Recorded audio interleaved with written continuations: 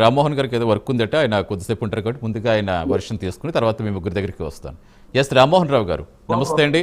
సరే, ఎలా చూడాలి అంటే ఇప్పుడు చూస్తాం మోంతా తుఫాన్ మిగిల్చిన నష్టం, తుఫాన్ రావటం, అప్పుడు ఆ భయం ఒక ఎత్తు అయితే తుఫాన్ తీరం దాటాక అదే అతిపెద్ద టాస్క్. ఒకవైపు విద్యుత్, రోడ్లు, పునరుద్ధరణ చర్యలు, ఆ నష్టపోయిన వాటిని అంచనా వేయటం, ఇది మామూలు టాస్క్ కాదు. అసలు ఏంటి ఇప్పుడు ఎంత పెద్ద టాస్క్ నేపథ్యంలో అసలు పార్టీల విమర్శలు ఎలా అనలైజ్ చేసుకోవాలి మనం? ప్రభుత్వాలు శాశ్వతం, ప్రజల శాశ్వతం. సతీష్ గారు, మీకు అట్లాగే ప్యానల్ మిత్రులు నమస్కారం. చాలా పార్టీలు ఏమనుకుంటున్నాయంటే అధికారంలో ఉన్నప్పుడు ఒక మాట, అధికారం లేనప్పుడు ఒక మాట మాట్లాడుతున్నాం. ఆ ఉద్దేశంతో ప్రజల శాశ్వతం, పార్టీల ప్రభుత్వాల శాశ్వతం. విపత్తులు వచ్చినప్పుడు ప్రకృతి శాపం ఎప్పుడు ఉంటది సతీష్ గారు. ప్రకృతి శాపాన్ని మనం ఆపలేము, పంచభూతాలను మనం నియంత్రించలేము కూడా. ఎంత అభివృద్ధి చెందిన దేశమైన ఇట్లాంటి విధ్వంసాలు జరుగుతూనే ఉంటాయి. టొరంటోలు చూసినాం, పెద్ద పెద్ద ఎత్తున కార్లు గాల్లో లేచిన సందర్భాలు చూసినాం కదా. అంటే ప్రకృతి శక్తులు ఏవైతే ఉంటాయో పంచభూతాలు అంటాం మనం, నీరు, నిప్పు, ఆకాశము, నేల, అట్లాగే గాలి, ఈ 5 కూడా ఎప్పుడైనా ప్రకోపించవచ్చు. దాని మన శక్తి కూడా లేదు. కానీ ఆధునిక కాలంలో సాంకేతికంగా ముందొచ్చే అంశాలు తెలుసుకొని మనం కొంతవరకు దాన్ని నియంత్రించగలుగుతాం. ముఖ్యంగా ఆస్తి నష్టాన్ని, ప్రాణ నష్టాన్ని నియంత్రించగలుగుతాం. అసలు ప్రభుత్వం బాధ్యత అది కదా. ప్రజల ధన, మాన, ప్రాణ రక్షణ చేయడం. ఏ రాజ్యం ఉన్నాయి రాజుల ప్రాణ ఇది చేయాలి. కనుక ఇప్పుడు ఏమైందంటే పార్టీలు ఉండొచ్చు, వాళ్ళ రాజకీయాలు వాళ్ళకు ఉండొచ్చు, కానీ వరదలో బురద రాజకీయాలు ఎవరు చేద్దాం. వరద సమయంలో బురద రాజకీయాలు చేయొద్దు. అట్లానే అవసరమైతే ఆదుకోవాలంటున్నాను. గతంలో రాజకీయ పార్టీలు, నేను ఎప్పుడు చెప్తున్నాను, రాజకీయ పార్టీలు అవమానించడం కాదు, కానీ రాజకీయ పార్టీలు అతి పెద్ద స్వచ్ఛంద సంస్థలు అంటున్నాను. మామూలు ఎన్జిఓ వాళ్ళ పరిధి చిన్నది. రాజకీయ పార్టీలు అతి పెద్ద స్వచ్ఛంద సంస్థలు, లక్షలాది మంది కార్యకర్తలు ఉంటారు, వాళ్ళు పార్టీ కార్యకర్తలు ఉంటారు, సభ్యులు ఉంటారు. వాళ్ళ ద్వారా ప్రజలకు సేవ చేసి మరణాలు అందుకొని తర్వాత ఎలక్షన్ లో ఓటు బ్యాంకు రాజకీయాల్లో ఓటు అడగకుండా రాజకీయాలు చేయమని ఎవరిని అట్టలే. కానీ ఇక్కడ ఏమైతుందంటే ఇప్పుడు నిన్నటి వరదల్లో నా ఉద్దేశం అయితే అనుభవం గల చంద్రబాబు నాయుడు గారు, ఆయన పార్టీ కాదు, ఆయన కులం అంతకంటే కాదు, ఏమంటున్నారంటే మంచి చెడ్డు 96 లో మొట్టమొదటిసారి ముఖ్యమంత్రిగా అయినప్పుడు ఒక మంచి పెద్ద తుఫాన్ చూశారు. ఆ తర్వాత వరుసగా 4 తుఫాన్లు. ప్రతిసారి ఆయన ముఖ్యమంత్రి అయిన ప్రతిసారి ఏదో ఒకటి వస్తుంది. మన అవును, 96 చూసాక సూపర్ సైకిల్ టెక్నాలజీ కూడా టెక్నాలజీ వచ్చింది. టెక్నాలజీ లేని రోజుల్లోనే ఆయన అడ్మినిస్ట్రేషన్ అనేది. నేను 77 దివిసీమ ఉప్పెనను కూడా నేను రిపోర్టింగ్ చేసినామని నాకు చెప్తున్నాను. ఏ ప్రభుత్వం అయినా కొంతవరకు చేయగలుగుతుంది. కాకపోతే సాంకేతికంగా 50 ఏళ్ళ తర్వాత ఎంత మార్పు వచ్చి 77 ఎక్కడ, ఆల్మోస్ట్ ఆల్ 45 సంవత్సరాల తర్వాత ఇవాళ ఆధునిక సాంకేతిక విజ్ఞానం ఎప్పుడు వర్షం వస్తుంది, ఏ రకంగా తెలుసు కనుక ఇదైతే నేను ప్రభుత్వాన్ని అభినందిస్తున్నాను. మంచి చెడ్డ ప్రభుత్వ యంత్రాంగం బాగా పనిచేసింది, ప్రభుత్వం పనిచేసింది.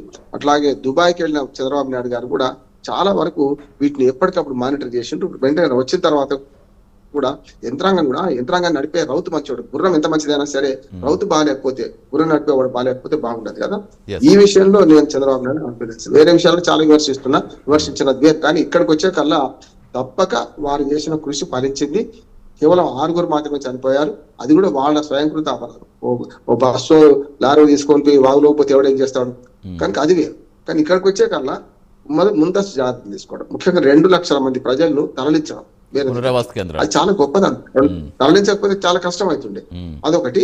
రెండోది ఏంటంటే ఆర్థికంగా కూడా వాళ్ళకి 3,000, 5,000 సహాయం చేయడం. ఇందులో మళ్ళీ నొక్కేసేవాడు ఉంటాడు, రకరకాలు ఉంటారు. ఇప్పుడు నాయకత్వం పటిష్టంగా ఉన్నంత మాత్రం కింద అధికారులందరూ కరెక్ట్ గా ఉండాలని ఏం లేదు కదా. ఇప్పుడు ఇక్కడ జరుగుతుంది. గతంలో మనకు పొరపాట్లు విమర్శించినప్పుడు నేను మన విజయవాడ వరదలు, బుడమేరు వరదల్లో చాలా అశ్రద్ధ వహించారని అప్పుడు చేసిన విమర్శ చేసిన అది ఇక్కడికి వచ్చాక ఏమైందంటే ఎప్పుడు కూడా అధికారులు ఎట్లుంటారంటే కరువు వచ్చినా, కాటకం వచ్చినా, వరదలు వచ్చినా, వానలు వచ్చినా నొక్కేసేవాడు ఉంటారు. అవినీతి పనులు ఎప్పుడైనా ఉంటారు. అధికారులు అందరూ దొంగలు కాదు, అధికారులందరూ మంచోళ్ళు కూడా లేరు. అయితే అధికారులు చేసే తప్పుకు ప్రభుత్వం బాధ్యత వహించాల్సి వస్తుంది.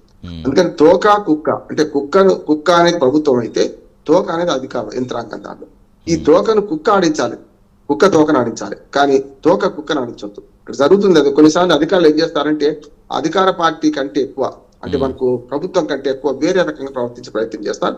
వాటిని కంట్రోల్ చేయడానికి ఎప్పటికీ మానిటరింగ్ అవసరం ఉంటుంది, ఇవన్నీ అవసరం ఉంటాయి. ఇప్పటికైతే గత 3-4 అంటే తుఫాను రాకముందు ముందస్తు చర్యలు తీసుకున్నారు, హెచ్చరిక చేశారు, ఎక్కడికక్కడ తరలించారు.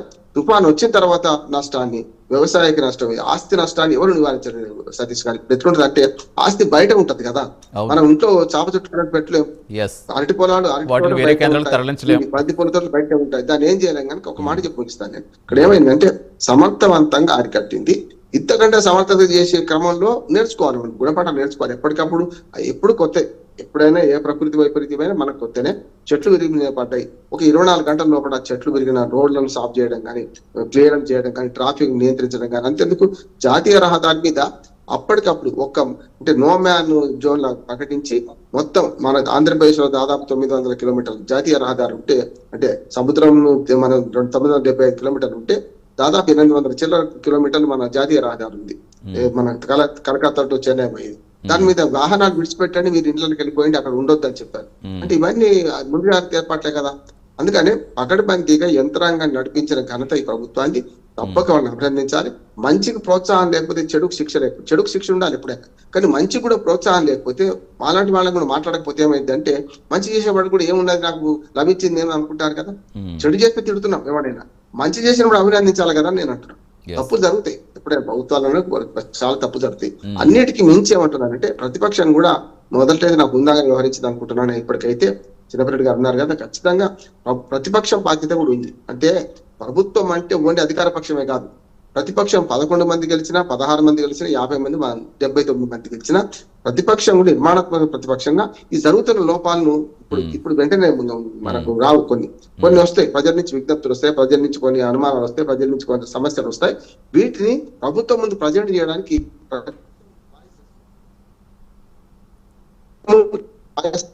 వినిపిస్తే విమర్శన సద్విమర్శ ఉండాలి. భూవిమర్శ కానీ విమర్శ కోసం విమర్శ ఉండకపోతే తప్పనిసరి ఆహ్వానించాలి. ఇప్పుడు ప్రతిపక్షాన్ని విమర్శలను కూడా వీళ్ళు పరిగణలోకి తీసుకొని ఇక ముందు ఇటువంటి జరగకుండా చూస్తే మంచిగా ఉంటుంది నా ఉద్దేశం. మీ అందరూ క్షమించాలి, నాకు కొంచెం పర్సనల్ పని